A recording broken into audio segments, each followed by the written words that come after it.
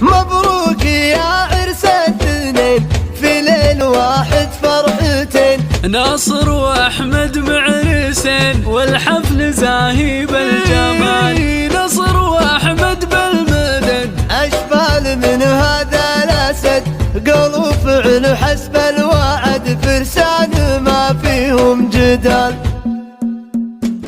بالعطر واعواد البخور ترحيب في كل الحضور، حضوركم زاد السرور فيكم يطيب الافتخار. قامت على العرض صفوف صفين في وضع الوقوف، يا زين لمعة السيوف والفن هذا للري. مبروك يا عرس الاثنين في ليل واحد فرحتين. ناصر واحمد معرسين والحفل زاهي بالجمال. ناصر واحمد بالمدد اشبال من هذا الاسد قالوا فعل حسب الوعد، فرسان ما فيهم جدال. عيال من قدره كبير غانم السيف الشطير، اللي كمل بحر الغزير بالجود في شحليات. غانم الحر الكريم من صلب ناصر الحكيم، المجد معهم من قديم للحين باقي ما يزال. هذا غانم للجميع معروف بالجود الوسيع، اسمه مثل فصل الربيع في فعله العذب السيع. والعزوة اعتبى شعار عند المواجب الكبار، يا السعد والافتخار بالسلم ولا فريق. العتب لا ثرى الصياح عدوهم بالاجتياح، يرد مكسور الجناح يترك ميادين. اعتب بها عز الدخيل تحميه بالسيف الصقيل، يهزم بها الجمع الثقيل لزادت النار اشتعال. من ساس العتب بالنسب يعني من اسياد العرب، تاريخهم مثل الذهب عليه ما يوجد جدال. بالعطر واعواد البخور ترحيب في كل الحضور، حضوركم زاد السرور فيكم يطيب الافتخار. قامت على العرض صفوف صفين في وضع الوقوف، يا زين لمعة السيوف والفن هذا للري. مبروك يا